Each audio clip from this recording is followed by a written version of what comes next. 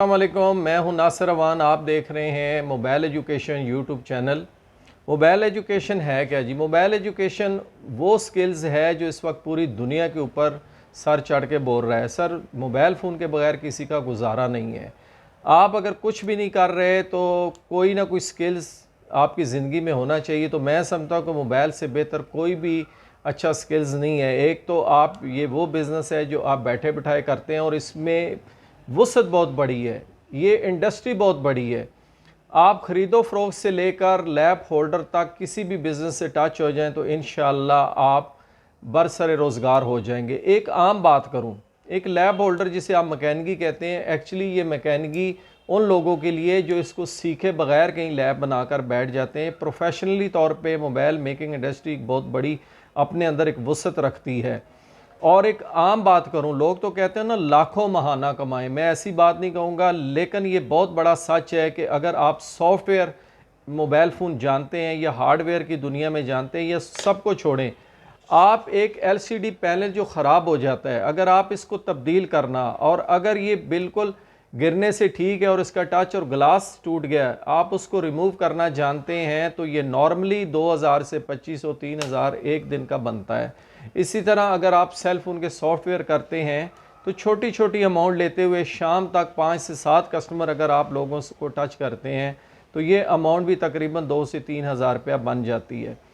तो जो अच्छा काम करने वाले हैं उनकी एवरेज योमिया, चलो किसी दिन बहुत अच्छी आती हैं, किसी दिन लो आती है, लेकिन एवरेज 5000 से नीचे नहीं है। 3 से 5000 रुपया पाकिस्तान में इस मुश्किल हालात में, जबकि जॉब 20 से 25,000 की भी नहीं मिलती, अगर आप 3 से 5,000 रुपया पर डे कमा रहे हैं तो ये कोई छोटी बात नहीं है।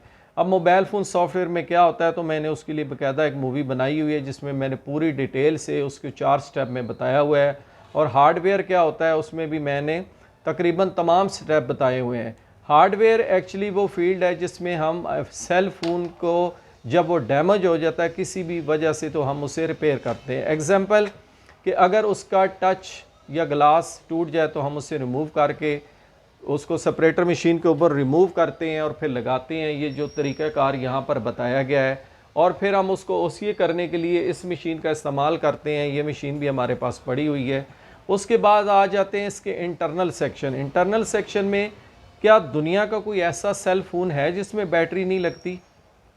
सोचें, कीपैड से लेकर एंड्रॉयड स्मार्टफोन और आईफोन तक कोई ऐसा फ़ोन नहीं है जिसमें बैटरी ना लगती। इसीलिए तो इसको सेल फ़ोन कहते हैं। हम लोग मोबाइल फ़ोन कह रहे हैं लेकिन है एक्चुअली ये सेल फ़ोन। अब बैटरी अपने टाइम से पहले डाउन हो जाती है, अपने वक्त से पहले ख़राब हो जाती है, और बाज़ बैटरियाँ आपने देखा कि फूल जाती हैं। तो ये तमाम तर मसाइल उसमें क्यों और किस वजह से आते हैं, तो बैटरी सेक्शन हमारा सबसे पहला सेक्शन है, ये बताएंगे। बैटरी के बाद अगला मरला आता है कि हम फ़ोन को चार्ज करते हैं। कुछ फ़ोन बड़े स्लो चार्ज होते हैं, उसके कोई एक्सटर्नल मसाइल अडाप्टर केबल तक महदूद हो सकते हैं, लेकिन अक्सरियत ये हार्डवेयर इसके अंदर के मसाइल होते हैं। इसकी चार्जिंग पोर्ट से लेकर इसके प्रोटेक्शन सर्किट से लेकर इसके आईसी, और आईसी से लेकर इसकी कंट्रोलर चार्जिंग आईसी तक ये मसला आता है, जो हम one by one step by step इंशाल्लाह आपको हल करके देंगे। बैटरी और चार्जिंग के बाद अगला मरला आता है कि जब ये दोनों चीज़ें ठीक हो तो आप लोग सिम डालते हैं। तो सिम डालते ही नो सिम यानी सर्ट सिम का मैसेज या एरर आ जाए तो इसमें भी कुछ एक्सटर्नल मसाइल होते हैं, जैसे कि सिम का ब्लॉक होना, सिम का रफ़ होना, किसी साइड में चलना किसी में ना चलना, या फ़ोन कंट्री लॉक होना, या किसी वजह से फ़ोन का उस सिम को एक्सेप्ट ना करना। लेकिन बहुत सारे मसले इसके इंटरनल आते हैं, जैसे सिम ट्रे जो हम सेल फ़ोन के अंदर यूज़ करते हैं, अगर ये ट्रे टेढ़ी या अपने अनबैलेंस हो जाए तो तब भी सिम नहीं चलती। अगर सिम ट्रे बज़ाते ख़ुद ख़राब हो तो उसको तब्दील करना पड़ता है। इसका प्रोटेक्शन सर्किट में लगे हुए पार्ट्स की रिमूविंग होती है, और आईसी अगर इसका काम ना करे तो उस आईसी को भी हम चेंज करते हैं। अब सिम जब एक्टिव हो जाती है तो अगला मरला आता है सिग्नल का। तो सिग्नल बाज़ औक़ात आते हैं, बाज़ का ड्रॉप होते हैं, और बाज़ औक़ात कॉल मिलाते ही सिग्नल चले जाते हैं या आवाज़ की कटिंग शुरू होती है। तो ये मसले भी कहाँ पर होते हैं? देखिए, सबसे पहले जो इस सेक्शन में लगा होता है अपर वाली साइड पे वो एंटीना होता है। एंटीने के बगैर सिग्नल नहीं आते, तो इसको हम कहते हैं जी स्विच एंटीना आईसी। उसके बाद इसका कोई एम्पलीफायर आईसी होता है तो वो उसके बारे में बताते हैं। फिर सिग्नल आईसी है।